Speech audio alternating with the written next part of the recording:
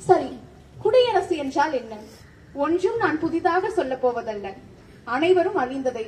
For the people, by the people, of the people. அதாவது மக்களால், மக்களுக்காக, மக்களுடன் இணைந்து நடத்தப்படும் ஆட்சி முறையே குடியாட்சி அல்லது மக்களாட்சி என்று அழைக்கப்படுகிறது. அதற்கு ஏன் நாங்கள் இன்று ஞாயிறு வேளையில் கொண்டாட வேண்டும் என்று கேட்டீர்களானால், நண்பர்களே, நாம் ஒன்றை மறந்துவிடக் கூடாது. 1947 ஆண்டு ஆகஸ்ட் மாதம் 15ஆம் நாள் நம்முடைய நாடு ஆங்கிலேயர்களிடமிருந்து விடுதலை பெற்றுவிட்டது. ஆனால் மன்னராட்சி முறையிலிருந்து விடுதலை பெறவில்லை. அதற்கு பின்னர் 1950ஆம் ஆண்டு ஜனவரி மாதம் 26ஆம் நாள் தான் நம்முடைய நாடு முழுமையான குடியரசு நாடாக பிரகடனம் செய்யப்பட்டது.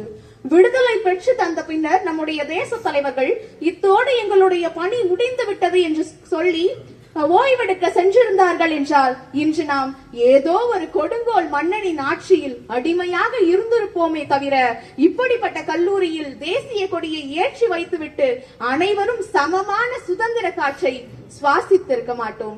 இந்த நிலைக்கு காரணம் நம்முடைய இந்திய அரசியலமைப்பு சாசனம் என்றுதான் சொல்ல வேண்டும். ஆம், அதை இயற்றியவர்களுள் முதல் மற்றும் முக்கிய பங்கு வகிப்பவர் நம்முடைய அண்ணல் அம்பேத்கர் அவர்கள் தான். ஒரே ஒரு புத்தகத்தானே எழுதினார்.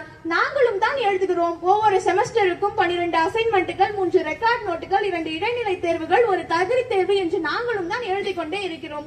அது என்ன பிரகாதம் என்று கேட்டீர்களானால், நாம் எழுதுவதும் அவர் எழுதியதும் ஒன்றா?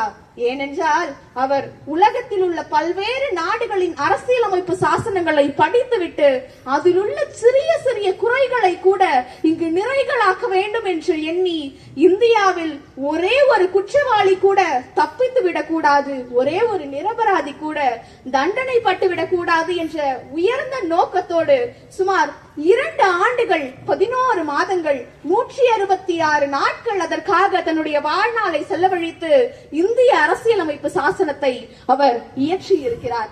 அதனால்தான் உலகத்தின் மிக நீளமான அரசியலமைப்பு சாசனமாக நம்முடைய நாட்டினுடைய சாசனம் இன்று சிறந்து விளங்குகிறது.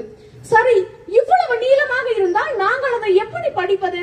எங்களுடைய பாட புத்தகங்களை படிப்பதற்கே எங்களுக்கு நேரமில்லை என்று புலம்ப வேண்டாம். அது அவசியமும் அல்ல. நம்முடைய இந்திய அரசியலமைப்பு சாசனத்தின் முகப்புரையை படித்தாலே போதும் நம்முடைய சாசனம் எத்தகைய வலிமை வாய்ந்தது என்பதை நம்மால் புரிந்து கொள்ள முடியும். Preamble to the Constitution, அதாவது இந்திய அரசியலமைப்பு சாசனத்தின் முகப்புரை சொல்வதை சுருக்கமாக சொல்கிறேன்.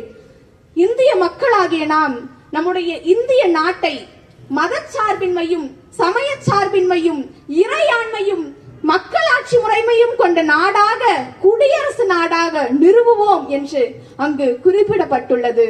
அதனுடைய விளைவுதான் நாம் எல்லாம் இன்று சுதந்திரமான குடியரசு வாழ்க்கையை வாழ்ந்து கொண்டிருக்கிறோம்.